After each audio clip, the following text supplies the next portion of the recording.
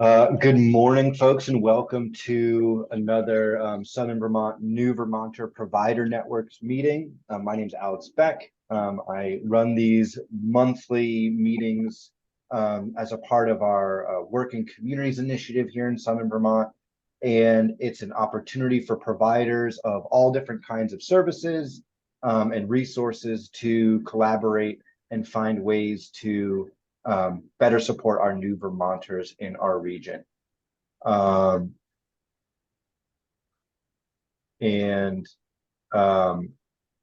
just making sure our speakers have the link for later. Today's focus is going to be on adult language learning.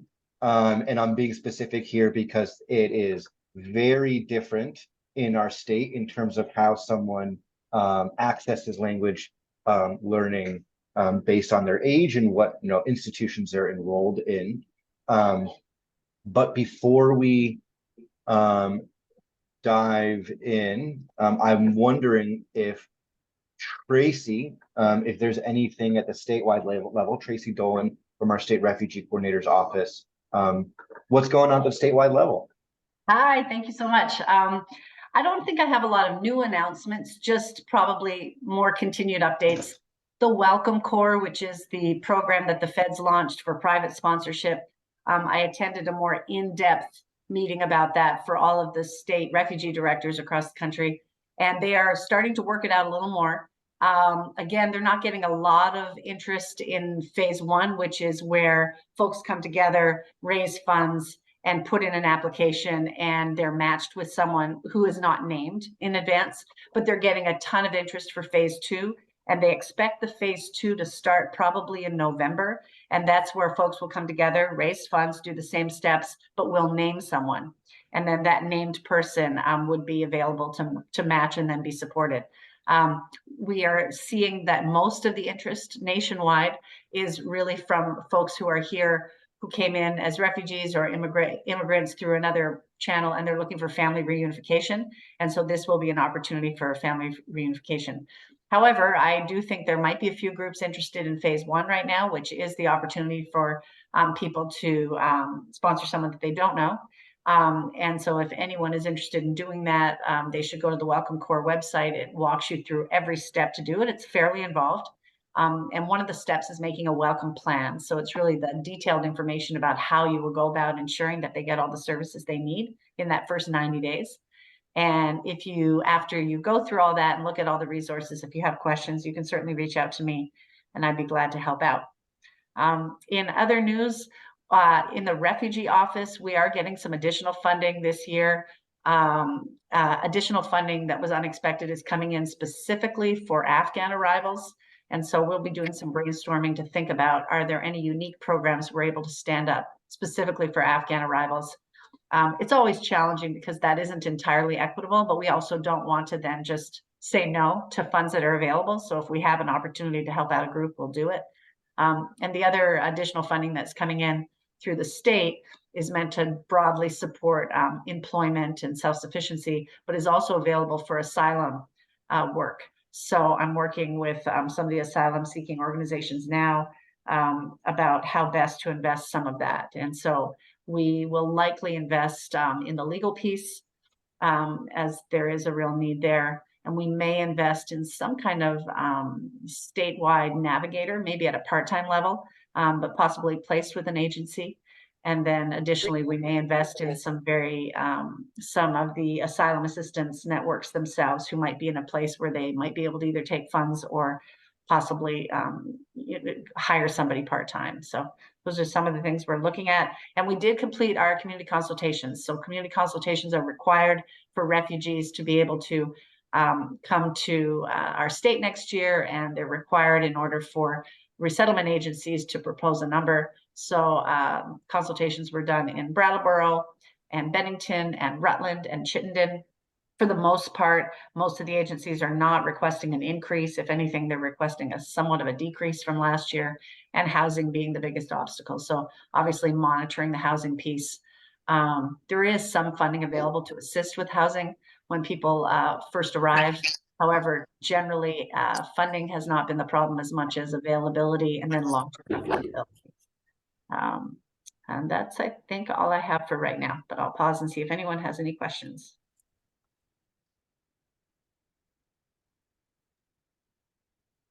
Any questions? I'm going to add Great. one more thing, Oh, Alec, given yeah, your go ahead. topic, which is ELL. So how does our funding interplay with ELL? So for refugee resettlement work, the funding that comes in from refugee support service money is really meant to be the payer of last resort. So in an ideal world, other than that first few months, ideally, refugees are meant to hook into state systems. They already exist, but they're not sufficient. And so that's why we get refugee support service money. The priorities for that money are generally employment and employment related services, and ELL for adults is part of employment related supports and services. So my office does fund English language learning. Because of the amount available, the intensity of the service is mostly focused on people who are newly arriving or in that first year. Probably the funding will not be able to continue at the rate where in year 4, somebody would be able to do as much English language learning as they're doing in the first year. So our money is meant to enhance what's available. Realistically, though, our adult learning system in Vermont right now does not appear to have the capacity. And so we got to just keep working on that and talking to AOE about what that looks like. But I just wanted to explain there, we are one investor in ELL. In Chittenden, that looks like USCRI doing most of that in-house, but some of it happens also outside. And in the Brattleboro-Bennington area, our investments primarily go into rural learning and to the tutorial center. And so doing both the state and the private investment there. Okay, thanks. Great. No, that was a great overview and introduction to the topic, because in many ways, that's kind of how we'll look at the resources available here in Southern Vermont. There are general literacy is a responsibility of our Title II organizations, and that's Vermont Adult Learning and the Tutorial Center. And so those are funded through the Agency of Education. And those are really those systems that there's one of those similar providers servicing every part of the state. And so then there is programming that's really specific to perhaps new Vermonters or refugees. And I think that is where we see some of these really targeted investments from Tracy's office. And so as an individual enters the education system and based on their educational goals, they may be interacting with one of these providers or all of these providers based on how they deliver services. And then also, you know, if you are someone who believes we need more ELL generally, then there's ways that we, you know, to look at that and to advocate and to be a part of those solutions, I think are also important. One example, for instance, is, you know, the formula the state uses to identify how much money our literacy offices get, right? Those formulas don't always take into account a community that goes from 0 refugees to 100 refugees in over a year necessarily. And so that's where Tracy's office filled some really important gaps. As we move forward, we'll really be looking at different ways and different partnerships and different organizations, or the same organizations probably, but different ways of funding this. So that's a big picture. And I would love to start with Vermont Adult Learning. And I see Jackie, you're here. And if you could provide an overview of who you are and what you do at Vermont Adult Learning, both specific to new Vermonters and ELL, but also not, because they provide a number of services beyond ELL that I think would be really valuable for a lot of the providers here, regardless of the language that the folks you work with speak. So welcome, Jackie. Thank you for coming. Yeah, thank you. Thank you, Alex. Thanks for having us and bringing us together.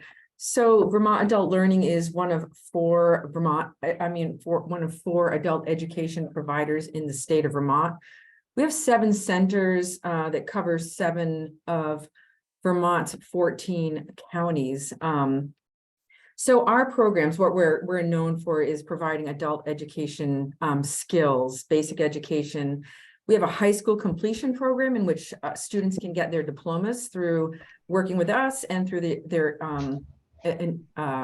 their associated high school. We offer GED testing and tutoring for the GED credential. As we have a very robust English language learner program in which we help New Vermonters with English speaking, writing, and reading skills, job skills, and citizenship. We do have workforce development programs, and we help students transition to post-secondary education. Our services are free, and we work with anybody who is 16 and older. Our approach is highly individualized and student driven. Each student that we work with, we create a personal learning plan with. We have an online learning center, and in addition to teaching, of course, in person, we have the online learning center and hybrid learning. Yeah, we work with different organizations in the community like BDCC and World Learning and ECDC and the Multicultural Center to reach New Vermonters. That's the elevator pitch. Any questions? Great, thank you. Yep. And on the other side of the mountain, as we say, the similar provider in Bennington County is the tutorial center. And I see Amanda is here. And so Amanda, if you want to just share a little bit about, and where you're both located. So Jackie, if you want to say where you're located, and then Amanda, if you could after Jackie's done. Sure, we're right here in Brattleboro, and I'm going to drop in the chat a link for contacting us in our main telephone number. But we're right here on Putney Road in Brattleboro. Great, thank you. Yep. So hi everyone, my name is Amanda Monick. I'm the transition counselor and ESL instructor over here in Bennington for the tutorial center. I'm sorry, I'm just joining, so I missed a lot of what Jackie had said, but I'm pretty sure at the tail end of it, she covered just about what we do as well. So we help folks attain their GEDs, high school completion. So we do try and get a lot of folks in to get their high school diplomas. Obviously, we work with tutoring students, and we are at adult ed, so we 16 and up. So I have been working with specifically a lot of our new Americans recently. We have ESL here in Bennington, is also in Manchester, at our Manchester facility. We have just added maybe 7 to 8 new Haitian students through the organization here in Manchester, Grace Initiative. We are working with World Learning, ECDC, a lot of the providers that I'm sure that Jackie just mentioned. So yeah, we help students, go into workforce development. Yeah, I'm not sure if I'm repeating what Jackie had said, but basically a lot of what she had said is the same thing that we do. Any questions? Great, thank you so much. Yeah, and so as I mentioned earlier, both the Tutorial Center and Vermont Adult Learning get funding through the Agency of Education to do this work. They are our adult literacy providers, again, regardless of the language that the person's speaking. So whether it's brushing up on your English and you are a native English speaker and it's for GED, driver's license, other things, chances are there's someone there at work, folks can help with that. I think more specific to refugees, there's a program that World Learning runs called their New Vermonter Education Program. And Tim is here, and I believe I saw Azra also, but whoever wants to start and share about that program, please do. Alex, if you could make me a co-host or something so I can share my screen. Yes. Thanks. Sorry, I should have given you an earlier heads up. No worries. Keeping me on my toes. All right, there you go. Awesome, thank you. Let me put this in presentation mode. There we go. Okay, so thanks for the opportunity to present all of this. Whoops, sorry, I've got my subtitles on from a previous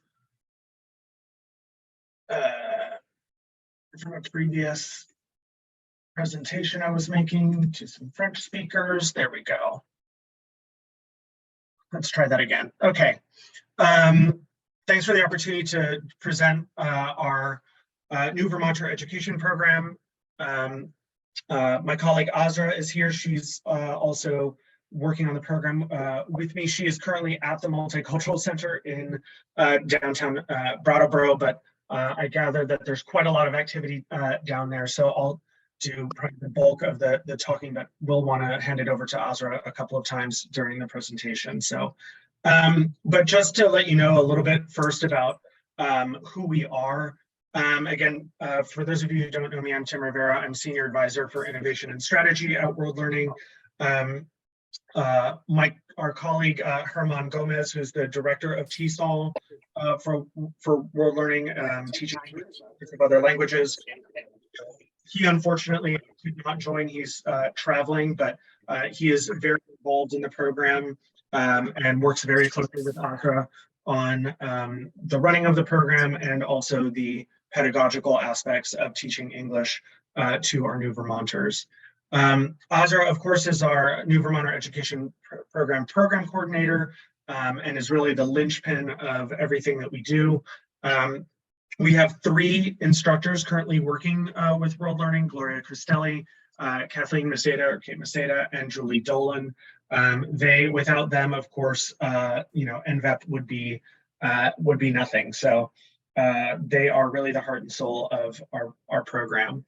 So we're currently providing general English courses at 3 levels, and these are all specifically tailored for new Vermonters. So we've got a sort of beginner and literacy course for those who maybe pre-literate or SLIFE students. I'll explain what that term means in a bit.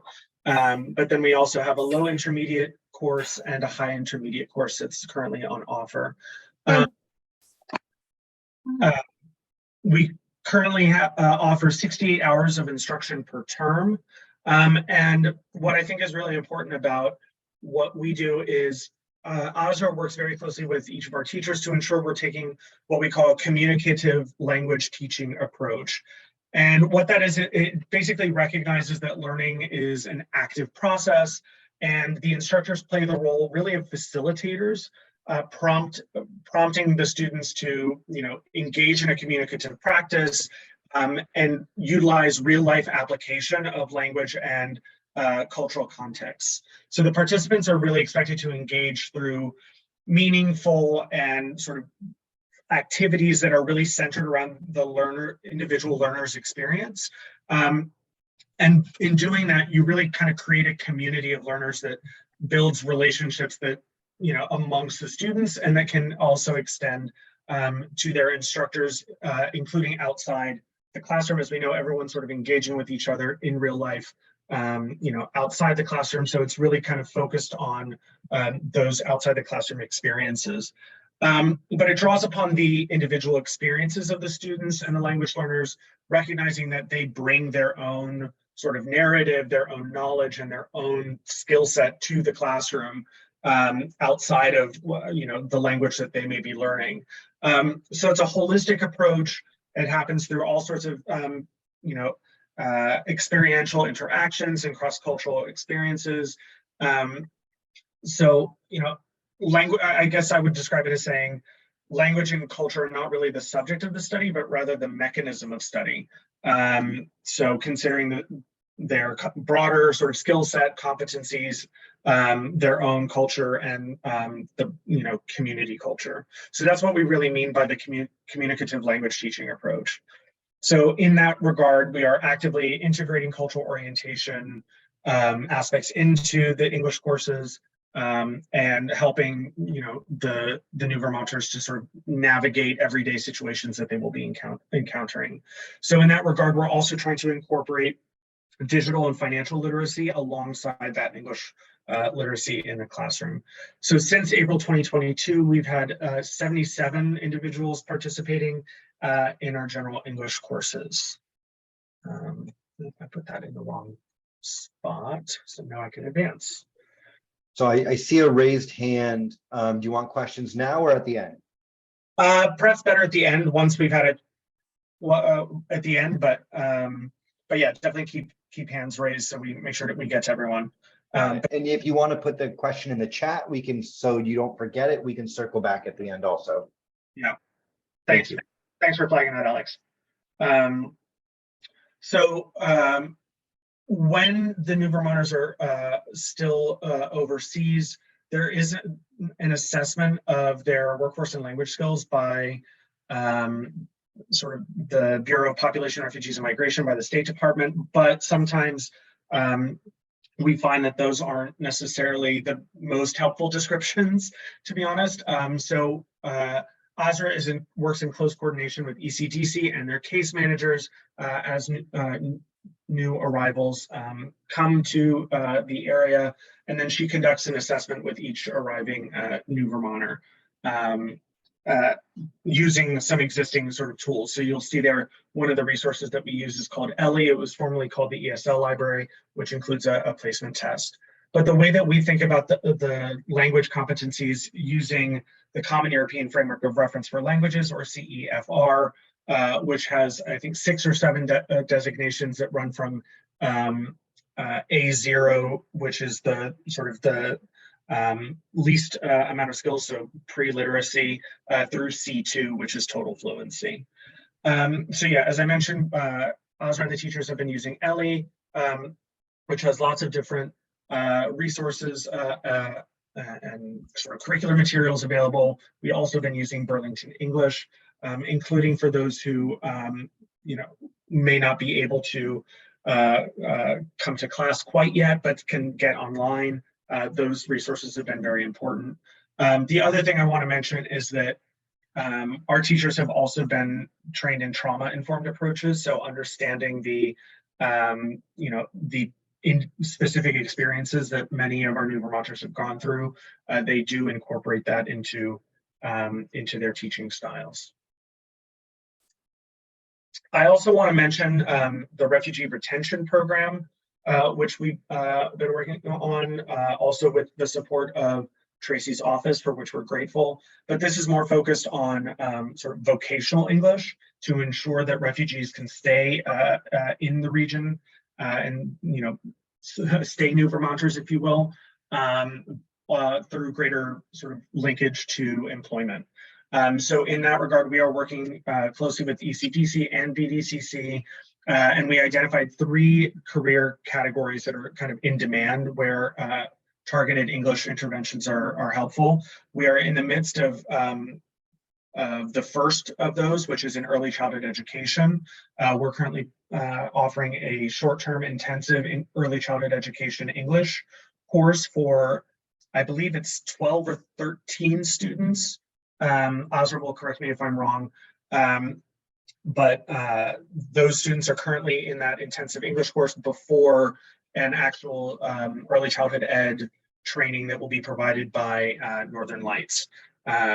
So that's currently in process, and so far I think so good, but ASRA will be able to say more, or Alex actually, as well. But we also have identified commercial driving and nursing assistance as other potential pathways that we're looking at building on as well. So yeah, so you see we've got that the ECE model going now, and Jackie and her colleagues at Vermont Adult Learning are also providing supplementary English tutoring as well once that ECE training course kicks off. But really what we're looking at is new Vermonter retention through improved employment mobility and social adjustment. So I think this so far has been a really important tool for us to all have in our toolbox, because what we've kind of discovered is that there is a gap that has existed between where some of the new Vermonters' language skills may be and what they may require in order to enter a vocational education pathway that may lead them to a credential that would be required for them to achieve employment in a field that is commensurate with their interests, their background, their skills and expertise that they've brought with them to Vermont. So in terms of challenges and progress to date, the students are advancing, some quicker than others with their knowledge of English. Just a few examples. We have some of whom you may know, but and I'm going to be using the CEFR codes to mention someone's level of fluency. But we have Lena, who is now at B2 level, who is working with HCRS and as a mental health liaison. Fatima has moved from a beginner A1 to B2 since last April, so kind of 3 different levels, and is enrolled in the early childhood ed. We have others who have gone from basically A0 or pre-literacy to the B1 level, or even B2, and now are enrolled in the early childhood ed class. So these are folks who are moving from really basic English language learning, but through this intensive work, have really achieved different, been able to take advantage of various opportunities. So including one who has improved their English such that they're able to work. They've worked with us part-time for a period, and have now also found employment with ECDC. So people really have been making a lot of great progress with their English. But there is a term to, I think, appropriately describe who most of our students are: students with limited or interrupted formal education. And so there is an established literature out there that sort of describes how to support these types of students that we try to follow and adhere to. In terms of challenges, and there are so many challenges, there are multiple second languages in the classroom. Of course, Darian Pashto, but now Tigrinya, Ukrainian, Arabic, and Spanish. So trying to ensure, our teachers, I think, have done an admirable job of trying to manage the various second language dynamics in the classroom. Some uncertainty among the students around assessment. It is difficult when you're trying this hard to be tested, and if you are advancing, in many cases you can advance, but other times you may not, and that assessment can sometimes feel challenging.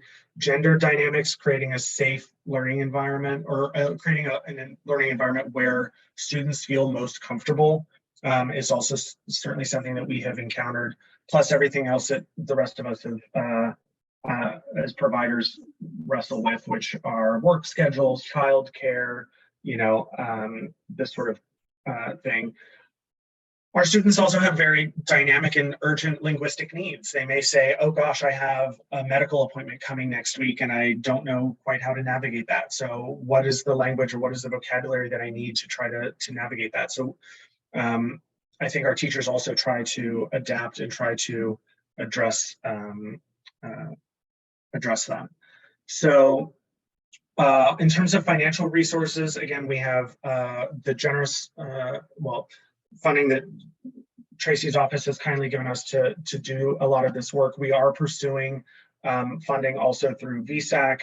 Unclear, I appreciated the update from Tracy, trying to think about what other sources may come down the road, but there's definitely a great deal of need, I think, amongst folks, both for those who are arriving immediately, but also certainly those who will want additional English language support for a couple of years to come. So, and just a few last things about the New Vermonter Education Program. We do have partnerships, as I mentioned, with ECDC and BDCC. Very glad that we also had Amanda be able to talk about our cooperation with the Tutorial Center in Bennington, which I think has done really well. As I mentioned, we have both public and private funding sources, but as an organization, we have also tried to bring other organizational support to this effort. So we do have TESOL experts. I mentioned our colleague Herman earlier, but we also have experts internally around workforce skills and workforce development, curriculum development that we have also tried to bring to the table, as well as, of course, our other support teams working in finance, marketing, communications, and others. And lastly, we are also working with an SIT faculty emerita, Susan Barton, to support volunteers who are working as conversation partners and helping our students with their English even outside the classroom. That's all I'm going to say for now. I want to make sure to turn it over to Azra in case there's anything I missed. I know she was having some internet issues beforehand. Azra, are you able to jump in briefly? Sure. Hopefully, I don't know if you can see me or hope you can hear me. I was having some internet issues, so I am on my phone, unfortunately. So thank you everyone for bearing with me. Thanks, Tim. I think you covered most of the raw development and really good information. The only piece I just wanted to elaborate a little bit on was the volunteers, who definitely been crucial to a lot of the work that each of our organizations do. And the piece that I'm really excited about is early June, we have a literacy training workshop for new volunteers, just to help better help our students who really did start at that low, kind of A0 and A1, who have still a lot of learning curves to do, but this literacy training to help them, not just our current students, but even our future students. And so that I'm excited for that. And there's new trainings available. So we'll start with that one in June and then other ones coming forward. And a lot of the work is really great. The volunteers are doing. We have volunteers working with new mothers, really focusing around vocabulary that new mothers to navigate and, in relation to WIC and many of the other programs as well. I think that's great. And then we have a couple questions. Just so I don't know if you want to jump into those, or Alex, Tim, I'll hand it over to you again. I'm going to end the sharing of my screen so that I can see those. I did not see them come in, but I also want to use this moment to just pay tribute to Azra, who has done a absolutely tremendous job working with all the students and being at the MCC. She has been the linchpin of this. So thank you, Azra, for all of that. So questions.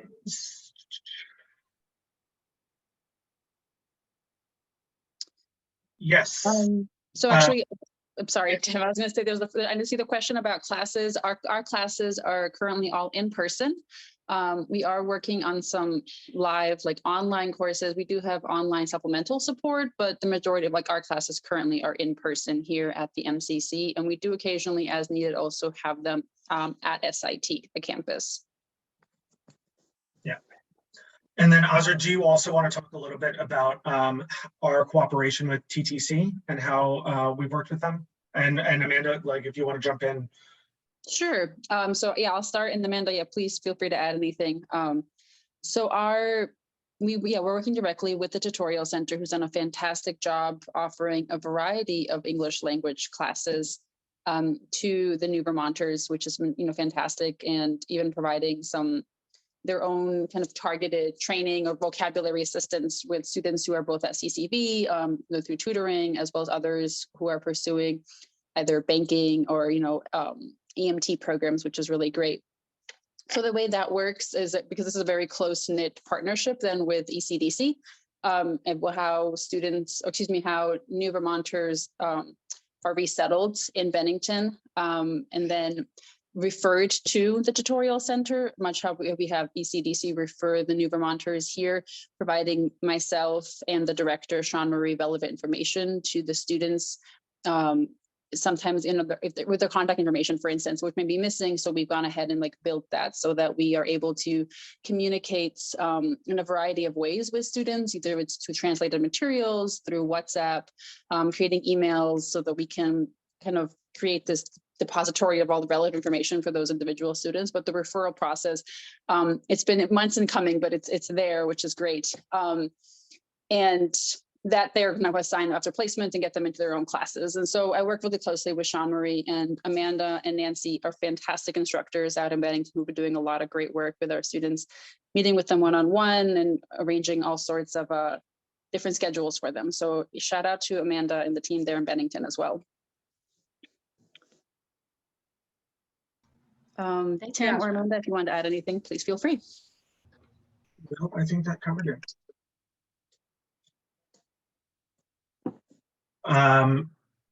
In terms of Azra, there's also a question here about the volunteer training.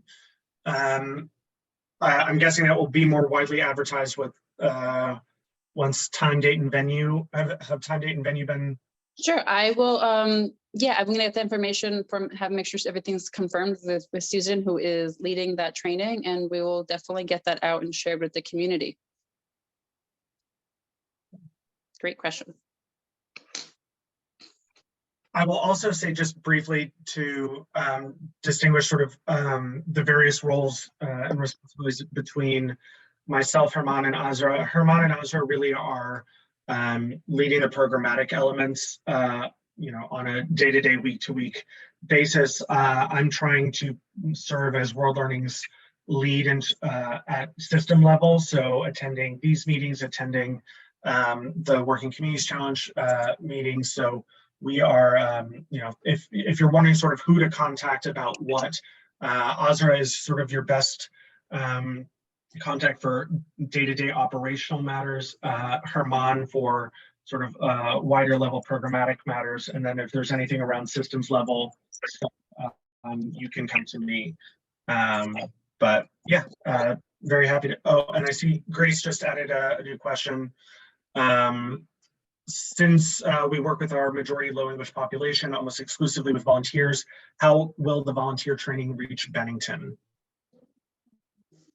So there is an online component to the training, which will then certainly be, shareable with anybody, any of us here down in the South. And of course, anyone from Bennington is also welcome to come out here to Brattleboro. But there is a very much an online component to the training so that we can make it available to as many people as possible.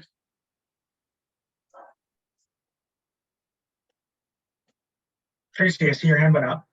Yeah, I just also wanted to follow up on the Bennington connection generally. Would you be able to describe, so if I'm a new Vermonter and I move to Bennington, I get the ELL supports from the tutorial center there, but it sounds like World Learning has other kinds of programs. As someone in Bennington, do I get equal access? How does it work? And could you describe the programs you're doing now? Are they mostly online, mostly in person? So I guess a two-part question. Generally, what's the split of online versus in person? And then specifically around Bennington, what's the difference between the offerings for Bennington versus folks in Brattleboro, and what are their opportunities? Thanks.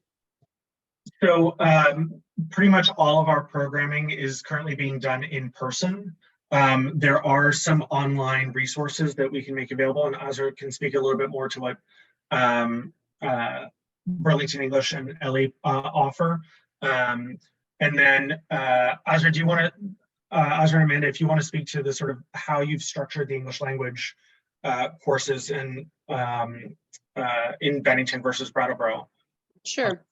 I'll go. Did Amanda? I don't know if I already started. I was going to say, great question, Tracy. And I think for in essence, and I want to say that a lot of the opportunities is very similar to Brattleboro and Bennington in sense of like there are different class offerings at different levels, which is great. And there is, we do try to share some of the materials. Primarily, both of us, for instance, do use Burlington English, which is great. So that we do both have access to that, so students are able to have access to similar resources. Goodness, what's the word I'm looking for here? And that's so that the online component is not, right now, it's not asynchronous. It's not even, so excuse me, it is asynchronous. It's not synchronous yet, but in the development of having in the fall, some new actually options being offered, which would be simultaneously for Bennington and Brattleboro at the same time in an online format. So that's upcoming. That's looking ahead. Amanda, feel free if you want to add anything. Yeah, currently here in Bennington and Manchester, we are in person only. For our high school completion ABE students, we do have an online component. So if we have higher level ESL folks, they are welcome to join online, and we can provide some conversation based or grammar, whatever they may need through that. But right now we are working with a lot of lower level individuals. So, and they're all in person. So, yeah.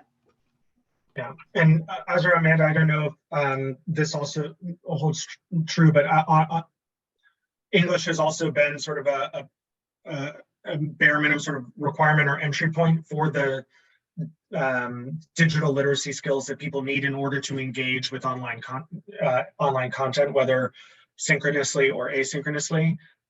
So, you know, that has also been sort of a systemic obstacle in that regard to doing more online. But as Azra said, we're looking to see what we can do and offer for the fall. Yeah, I just wanted to add one more thing. Thanks, Tim, is that, you know, our focus, much like that within Bennington, has been many of the literacy learners. There is, because of the challenges sometimes we have with gender dynamics and making sure that we're providing that safe space for students. You know, we are very accepting of there is only so many of the population that we might directly be able to serve, but then are able to certainly collaborate and work with our partnerships close in the area, such as, you know, Val has offered a great number of classes for those students who may not have everything that we can offer them, but then Val is able to provide classes that really meet their needs as well. So it's great to have that partnership here in Brattleboro with Val. Great. I see another great question from Karen in the chat. So as new folks from different communities go to different places in Southern Vermont, how, you know, yeah, so where do the plans stand with having classes in Wilmington? You know, that I think is a great general question. You know, who's responsible for ensuring ELL needs are met, and that a given community or region's capacity to meet them, you know, and I'll, you know, whether it's World Learning or Tracy's office. Yeah. So with Wilmington, this was not originally a location we were had planned, but I know Azra was looking into supporting, at least for a short period, having a teacher offer a class in Wilmington. So she's got more recent information than I do. But thanks, Tim. It's kind of, yeah, there's different pieces to it. Given one of our challenges is, you know, some capacity has still been limited, financial resources. So it's been a bit of some strategic planning that we've been doing, trying to get a good assessment, both of the timeline of how many students, what the needs of the students, you know, what the needs of those students are, what their goals are, and how we can then how to best support them.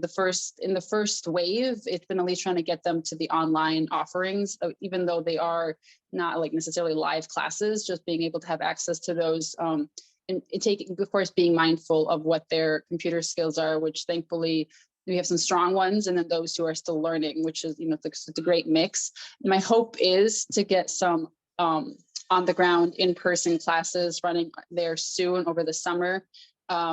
I'm hoping that we can build something that's sustainable and, you know, systematic to keep it developing. But I know that this is where Tim, you know, both for his guidance and support regarding the different places and what that would look like for the whole NVAP program, the different parts, whether it's just Deerfield Valley, if there's going to be other locations as well. And so this is working in collaboration with ECDC to get a good sense of how many students, how many, you know, people, where are they going, and figuring out their needs are going to be. I can also just piggyback here briefly, because I think you asked the question, Alex, about whose responsibility is it? So with the housing challenges we have, not just in the Brattleboro area and Bennington, but really all over the state, we're going to see more people pushed out of main centers, right? And the good thing about that is that, you know, it allows them to access housing that might be available outside of a center. The downside is it gets a lot trickier for us to be able to use economies of scale to address their other needs. And so employment services like direct employment support, ELL, and all of those things are easier to do when folks are kind of in a concentrated area. Given that, we have to, I think more creatively about what kind of service can we give to folks who are farther out. We do have additional funding this year, so it's likely we will be able to, and for folks to understand actually how it works. So when we have funding available, we put out requests for proposals. We're required to bid for the most part. Sometimes if there's money that comes in through an emergency clause, we don't have to, but World Learning was one of the bidders, and along with Tutorial Center. And so that's kind of how it works. And that's set up usually for a 3-year period. So initially when the bid went out, we probably hadn't included a broader description of, because we don't really know where folks are going to end up. Even with these other programs that are coming in now, it's kind of tricky. So we're going to have to get creative, but it's likely that very soon we will have additional funding and we may be able to amend some of the existing grants that we have for ELL across the state. And that might, hopefully then, we would probably ask with that amendment to have some thought put into how we can more equitably, ideally, address some of the language needs in places that might be outside of the centers.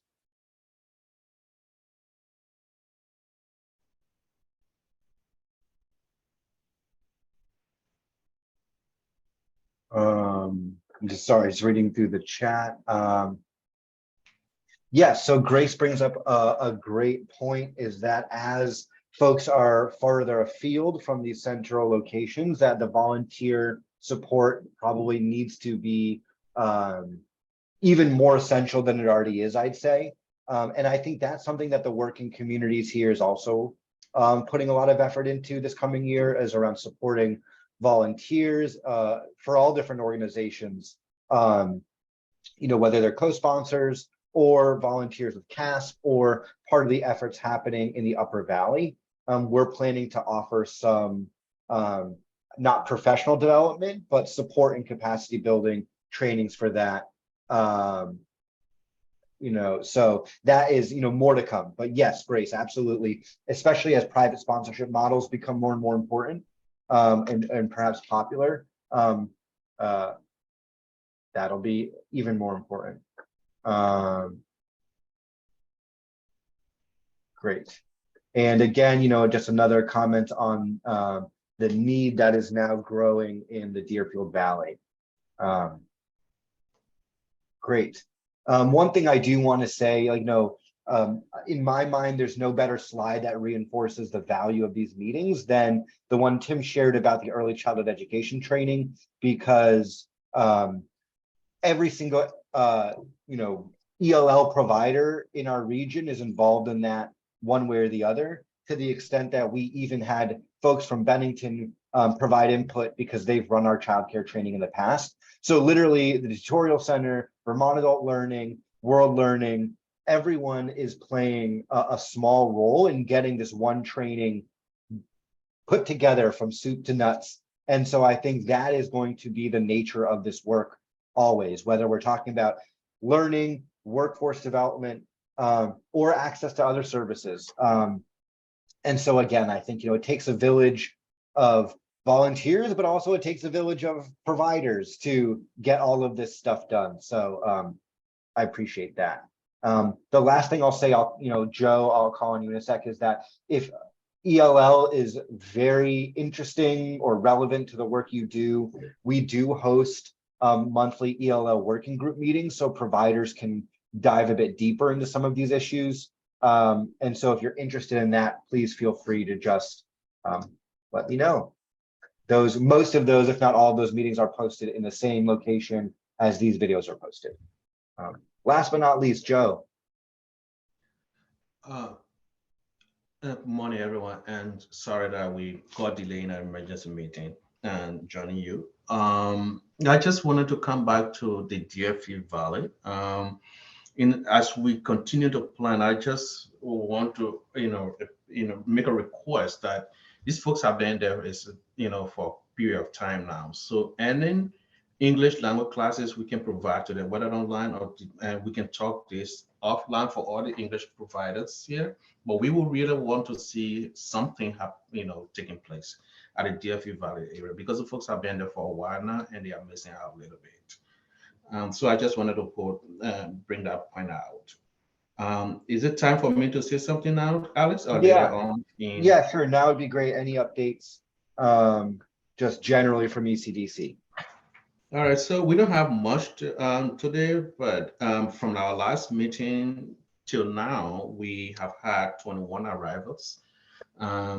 And we have mixed from Eritrea to Yemen and Afghanistan. All of the 21 are in the Brattleboro area. In recent time, I don't know, Tracy whether Tracy did mention, we are running into housing as it is in our community. So as you all know, our housing, people are temporarily housed at SIT while we take our time to bring in, look for permanent housing. We are running against that capacity currently. So we will have a pause in arrival and hopefully by August pick up again. So currently we may stop, having people arrive, except for those who have family ties, who families are already here. We will still continue to receive those. And those that we have already assured, when I say assured, meaning we have 21 people that we already accepted to come and they are in pipeline. So any of the 21, when the arrival date comes, we will have to accept them. And then any new person that has a family here who wants to come, we will still accept them. Other than that, between now and August, any new arrivals, any new case that is given to us, we will not assure the case until after August. To do the housing challenge, we are, thinking now moving out of Brattleboro. So again, it is for the discussion of the team here, start to think ahead about what other services we can provide because we're looking at other areas outside of Brattleboro because of the housing challenge we have. We know that we can't house everybody in Brattleboro, so folks will be moving to other towns around Brattleboro as well as around Bennington. And so basically, this is our one more thing. The last time when we did a community consultation, we provided our projection for FY24 and 25. And for Brattleboro, we projected for FY24 125, and FY25 we projected 175. We reduced that forecast because of the housing challenges we have. So Brattleboro from 125, we reduced that to 110. And for FY25, for 175, we reduced that figure to 120. So that's the projection we have for now. And this is the update we have for you today. If any question, feel free to send it my way. Thank you so much. Great. Any questions, comments?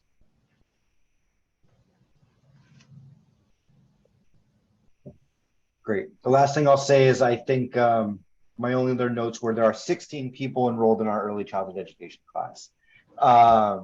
And so that'll be a really exciting, thing. That's the, I want to leave today what I'm most excited about around ELL. And I think it's this class, how everyone's come together, and not all 16 folks will graduate at the end of the class, which is something we've known about, but I think it also goes back to progress is the goal, regardless of where people are starting and where they end up. Like there's no such thing as failure around language learning because the goal is always progress. And so it's just an exciting time to really see that, play out in real time. So thanks to all of our ELL providers and educators who shared today, and thanks for everyone else who was able to join us.